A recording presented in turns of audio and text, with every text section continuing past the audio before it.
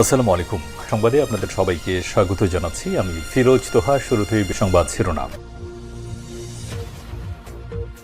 পুরোদমে Israel Iran Hezbollah যুদ্ধ চলছে, জানিয়ে দিব আমাদের হাতে থাকা সর্বশেষ গুরুত্বপূর্ণ আপডেট আন্তর্জাতিক সংবাদ। শুরুতেই জানিয়ে দিব ইসরায়েলের পর্যটন ও হোটেল ব্যবসায় ধস, হাজারো মানুষ কর্মহীন। গাজা যুদ্ধ শুরু হওয়ার পর থেকে ইসরায়েল অধিকৃত ভূখণ্ডে 90টিরও বেশি হোটেল বন্ধ হয়ে গেছে। এর ফলে হাজার হাজার কর্মী চাকরি হারিয়েছেন বলে জানিয়েছে দেশটির সংবাদ মাধ্যম চ্যানেল 12। এরপর জানিয়ে দিব ইসরায়েলের উপর নিষেধাজ্ঞার আহ্বান ইইউ পররাষ্ট্র প্রধানের। গাজা ও লেবাননে ইসরায়েলি আগ্রাসন থামাতে দেশটিকে কাঠগড়ায় দাঁড় করিয়েছেন ইউরোপীয় ইউনিয়নের পররাষ্ট্র নীতির প্রধান জোসেফ বোরেল। যুদ্ধ অপরাধের দায়ে ইসরায়েলিদের উপর নিষেধাজ্ঞার আহ্বান জানিয়েছেন তিনি। এদিকে লেবাননের যুদ্ধবিরতির সিদ্ধান্তে সমর্থন ইরানের। ইসরায়েলের সঙ্গে যুদ্ধবিরতির চুক্তি বাস্তবায়নে লেবাননের যে কোনো সিদ্ধান্তকে সমর্থন দেবে ইরান। গতকাল শুক্রবার বৈরুত সফরে এই মন্তব্য করেন ইরানের সর্বোচ্চ নেতা আয়াতুল্লাহ আলী খামেনির উপদেষ্টা আলী লারিজানি। তার এই মন্তব্যের মধ্য দিয়ে তেহরানের পক্ষ থেকে এই সংঘাত থামানোর ইঙ্গিত দেওয়া হলো। এরপর জানিয়ে দিব সোলাইমানি হত্যার বিচার নিশ্চিত করার অঙ্গীকার তেহরানের। কোনো গোপন পরিকল্পনা নয়, আইনি ও বিচারের মাধ্যমে প্রায় লেফটেন্যান্ট জেনারেল কাসেম সোলাইমানিকে হত্যার বিচার নিশ্চিতের চেষ্টা করবে ইরান, এমনটাই জানিয়েছেন জাতিসংঘে নিযুক্ত দেশটির কূটনৈতিক মিশন। এবং সর্বশেষ জানিয়ে দিব মাস্কের সঙ্গে ইরানি রাষ্ট্রদূতের বৈঠকের খবর ভিত্তিহীন, বলল ইরান।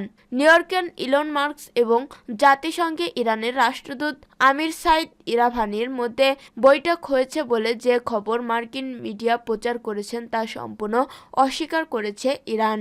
শনিবার বার্তা সংস্থা ইরনাকে দেয়া এক বিবৃতিতে ইরানের পররাষ্ট্র মন্ত্রণালয়ের মুখপাত্র ইসমাইল বাগাই এই তথ্য জানান।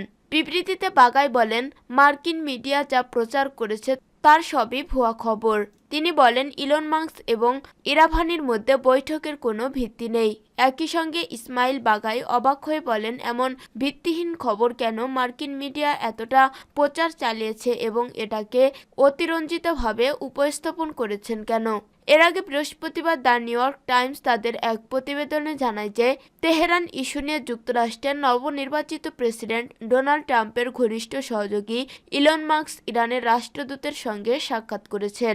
জাতিসংঘে নিযুক্ত ইরানি রাষ্ট্রদূত আমির সাইদ ইরাভানি ও মাস্কের এই বৈঠক ছিলেন ইতিবাচক। প্রিয় দর্শক, এতক্ষণ শুনছিলেন সংবাদ শিরোনাম, এরপর বিস্তারিত।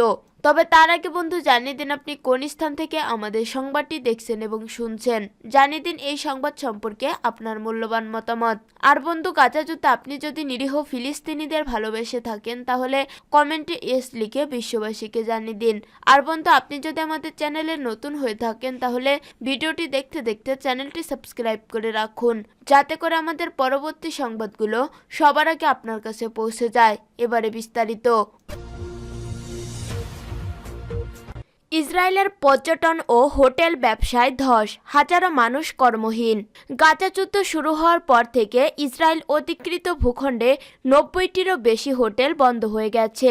এর ফলে হাজার হাজার কর্মী চাকরি হারিয়েছেন বলে জানিয়েছে দেশটির সংবাদ মাধ্যম চ্যানেল 12। শনিবার 16 ডিসেম্বর ইসরায়েলি সংবাদ মাধ্যমগুলো জানিয়েছে দীর্ঘস্থায়ী সংঘাতের কারণে পর্যটন ও হোটেল ব্যবসায় মারাত্মক অর্থনৈতিক মন্দা দেখা দিয়েছে। চ্যানেল 12-এর প্রতিবেদনে উদ্বেগজনক তথ্য উঠে এসেছে।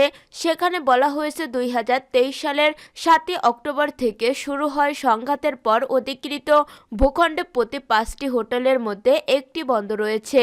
গাজা যুদ্ধের প্রভাবে ইসরায়েলি হোটেল বন্ধের হার 20% ছাড়িয়েছে। এর পাশাপাশি বিদেশি এয়ারলাইন্সগুলো ফ্লাইট বাতিল হওয়ার কারণে দেশটির অর্থনীতির বিভিন্ন খাত আরও ক্ষতিগ্রস্ত হয়েছে।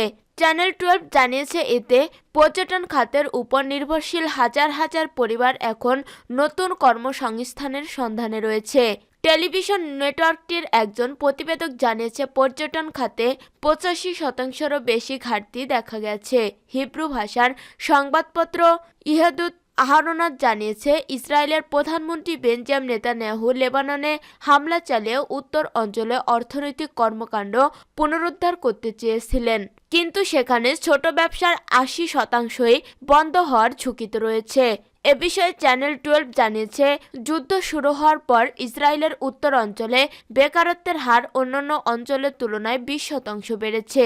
এদিকে জেরুজালেম পোস্টের তথ্য অনুযায়ী গাজা উপত্যকায় সামরিক আগ্রাসনের পর থেকে ইসরায়েলের পর্যটন খাতে প্রায় 19.5 বিলিয়ন শেকেল, 5.25 বিলিয়ন মার্কিন ডলার ক্ষতিগ্রস্ত হয়েছে। ইসরায়েলি প্রশাসনের দাবি, গাজা ও লেবাননের উপর যুদ্ধ পরিচালনার খরচ এখন পর্যন্ত 80 থেকে 70 মিলিয়ন মার্কিন ডলার ছাড়িয়েছে। তবে ইসরায়েলি অর্থনীতিবিদ জ্যাকব শৈনিন জানিয়েছে, যুদ্ধের মোট ব্যয় 120 বিলিয়ন মার্কিন ডলারে পৌঁছাতে পারে, যা প্রশাসনের মোট দেশজ উৎপাদনের জিডিপি 20% সমান। ইসরায়েলের উপর নিষেধাজ্ঞার আহ্বান ইইউ পররাষ্ট্র প্রধানের। গাজা ও লেবাননে ইসরায়েলি আগ্রাসন থামাতে দেশটিকে কাঠগড়ায় দাঁড় করিয়েছেন ইউরোপীয় ইউনিয়নের পররাষ্ট্র নীতির প্রধান জোসেফ বোরেল। যুদ্ধ অপরাধের দায়ে ইসরায়েলিদের উপর নিষেধাজ্ঞার আহ্বান জানিয়েছেন তিনি। ইসরায়েলের প্রতি ইইউ ব্লকের দৃষ্টিভঙ্গির কঠোর সমালোচনা করেছেন এই শীর্ষ ইউরোপীয় কূটনীতিক। তার মতে, ইইউ এখন পর্যন্ত ইসরায়েলি শাসনকে অর্থবহ পরিণতি ভোগ করা থেকে রক্ষা করেছে। গাজা এবং লেবাননে আন্তর্জাতিক আইন লঙ্ঘন করেছে ইসরায়েল। এ কারণে ইসরায়েলের উপর আমদানি নিষেধাজ্ঞা ও দেশটি সরকারের সাথে রাজনৈতিক সংলাপ স্থগিত করা উচিত, এমন প্রস্তাব দিয়েছেন তিনি। তার মতে, ব্লকের দৃষ্টিভঙ্গি পরিবর্তন করতে হবে।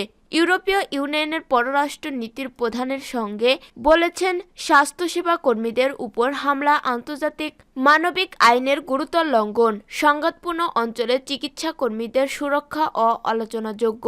সেই সঙ্গে বোরেল ইইউ বালবেকের কাছে ইসরায়েলি হামলায় 12 প্যারামেডিকের হত্যার তীব্র নিন্দা করেছেন তিনি। তার এমন প্রতিবাদের উপর ইইউ এবং এর পররাষ্ট্র বিষয়ক কাউন্সিল আগামী সপ্তাহে বোরেলের প্রস্তাব নিয়ে আলোচনা করবে। উল্লেখ্য, গত 7 অক্টোবর 2023 সালের পর গাজায় এখন পর্যন্ত 43,730 ফিলিস্তিনিকে হত্যা করেছে ইসরায়েলি দখলদার বাহিনী, যার মধ্যে অধিকাংশ নারী ও শিশু। এছাড়া দেশটিতে আহত হয়েছেন 1 লাখেরও বেশি মানুষ।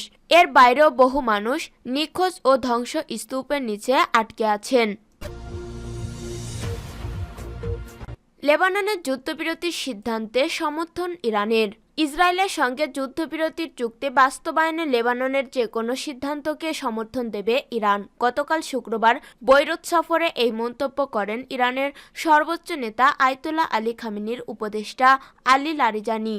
তার এই মন্তব্যের মধ্য দিয়ে তেহরানের পক্ষ থেকে এই সংঘাত থামানোর ইঙ্গিত দেওয়া হলো। বার্তা সংস্থা এএফপির প্রতিবেদনে বলা হয়েছে, গত বৃহস্পতিবার লেবানন পার্লামেন্ট স্পিকার নাবিহি বেরির কাছে একটি যুদ্ধবিরতির চুক্তির খসড়া প্রস্তাব দেন লেবাননে নিযুক্ত যুক্তরাষ্ট্রের রাষ্ট্রদূত। এই খসড়ার প্রস্তাবটি ইসরায়েল ও হিজবুল্লাহর মধ্যকার সংঘাত থামাতে যুক্তরাষ্ট্রের দেওয়া প্রথম লিখিত প্রস্তাব।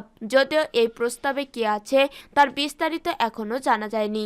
তবে খসড়ায় এই প্রস্তাবে হিজবুল্লাহর পক্ষ থেকে লেবানন পার্লামেন্টের স্পিকারকে ইসরায়েলের সঙ্গে আলোচনার জন্য সমর্থন দেওয়া হয়েছে। সম্প্রতি লেবাননে তেলাবিবের আগ্রাসনের মাত্রা আরও জোরদার করা হয়েছে। ইসরায়েলের লাগাতার হামলার ব্যাপক ক্ষয়ক্ষতির সম্মুখীন হয়েছেন হিজবুল্লাহ। এমন পরিস্থিতিতে মিত্রদের বাঁচাতেই হয়তো যুদ্ধবন্ধের চিন্তা করছেন তেহরান। বৈরুতে লেবাননের স্পিকারের সঙ্গে সাক্ষাতের পর লারিজানি বলেন, স্পিকার আমাকে খসড়ার প্রস্তাব সম্পর্কে ভালোভাবে ব্যাখ্যা দিয়েছেন। আমি যুক্তরাষ্ট্রের প্রস্তাবের লাগাম টেনে করতে আসিনি, বরং লেবাননের সিদ্ধান্তকে স্বাগত জানাতে চাই। তিনি বলেন, যে কোনো পরিস্থিতিতেই ইরান লেবানন সরকারকে সমর্থন দিয়ে যাবে। যুদ্ধবিরতির এই আলোচনার মধ্যেও লেবাননে ব্যাপক হামলা চালিয়ে যাচ্ছে ইসরায়েলি বাহিনী। শুক্রবার রাজধানী বৈরুতের দক্ষিণ শহরতলির একাধিক ভবনে বিমান হামলা চালিয়েছে ইসরায়েলি যুদ্ধবিমান। এতে বেশ কয়েক ডজন হতাহত হয়েছে। ঘটনাস্থল থেকে ধারণ করা ভিডিওতে দেখা গেছে প্রচণ্ড বিস্ফোরণের শব্দ শোনা যাচ্ছে এবং ভবনগুলো ধসে পড়েছে। দাহিহে ও তায়ুন এলাকাসহ অন্যান্য এলাকায় বড় ধরনের হামলা চালানো হয়েছে। গত বছরের অক্টোবরে ফিলিস্তিনের গাজা ইসরায়েলি আগ্রাসন শুরু হওয়ার পর থেকেই লেবাননের সশস্ত্র গোষ্ঠী হিজবুল্লাহর সঙ্গে সংঘাত চলছে। তবে চলতি বছরের সেপ্টেম্বরের শেষের দিকে লেবাননে হামলা জোরদার করেছে ইসরায়েলি সামরিক বাহিনী। তবে হিজবুল্লাহও পাল্টা আঘাত হানছে। লেবাননের যুদ্ধরত ইসরায়েলি সেনাবাহিনীর সদস্যদের হত্যার পাশাপাশি ইসরায়েলের বেশ গভীরে সামরিক ঘাঁটিতে অত্যাধুনিক মিসাইল দিয়ে হামলা চালাচ্ছে ইরান সমর্থিত শক্তিশালী এই সশস্ত্র গোষ্ঠীটি। সোলাইমানি হত্যার বিচার নিশ্চিত করার অঙ্গীকার তেহরানের। কোনো গোপন পরিকল্পনা নয়, আইন ও বিচারের মাধ্যমে প্রায় লেফটেন্যান্ট জেনারেল কাসেম সোলাইমানির হত্যার বিচার নিশ্চিতের চেষ্টা করবে ইরান, এমনটাই জানিয়েছে জাতিসংঘে নিযুক্ত দেশটির কূটনৈতিক মিশন। সাবেক প্রেসিডেন্ট ডোনাল্ড ট্রাম্পের প্রত্যক্ষ নির্দেশে 2020 সালের 3 জানুয়ারি বাগদাদ আন্তর্জাতিক বিমানবন্দরের বাইরে ইরানের কুদস ফোর্সের কমান্ডার জেনারেল সোলাইমানিকে ড্রোন হামলা হত্যা করে মার্কিন সামরিক বাহিনী। মার্কিন গোয়েন্দাদের ধারণা 5 নভেম্বর নির্বাচনের আগে সোলাইমানি হত্যার বদলা নিতে ট্রাম্পকে খুনের শক কষছিল ইরান। এর মধ্যে কমলা হ্যারিসকে হারিয়ে আবারও মার্কিন প্রেসিডেন্ট হিসেবে হোয়াইট হাউসে বসতে যাচ্ছেন ট্রাম্প। বর্তমানে যুক্তরাষ্ট্রের বিচার বিভাগে কমপক্ষে 2 ব্যক্তির বিরুদ্ধে মামলা চলছে, যারা ট্রাম্পকে হত্যা ষড়যন্ত্রে অংশ ছিলেন। আদালতের রেকর্ড অনুযায়ী তাদের মধ্যে একজন হলেন ফরহাদ শেকেরি। ইরানের ইসলামী বিপ্লবী গার্ড কর্পসের জন্য কাজ করা এই সদস্য তদন্তকারী দলের কাছে স্বীকার করেছেন তাকে সেপ্টেম্বর ট্রাম্পকে পর্যবেক্ষণ এবং শেষ পর্যন্ত হত্যা করার দায়িত্ব দেওয়া হয়েছিল। তবে এমন অভিযোগ তাৎক্ষণিকভাবে প্রত্যাখ্যান করেননি ইরানের পররাষ্ট্রমন্ত্রী আব্বাস আরাগচি। তিনি এটিকে তৃতীয় শ্রেণীর কমেডি নাটক বলে অভিহিত করেছেন।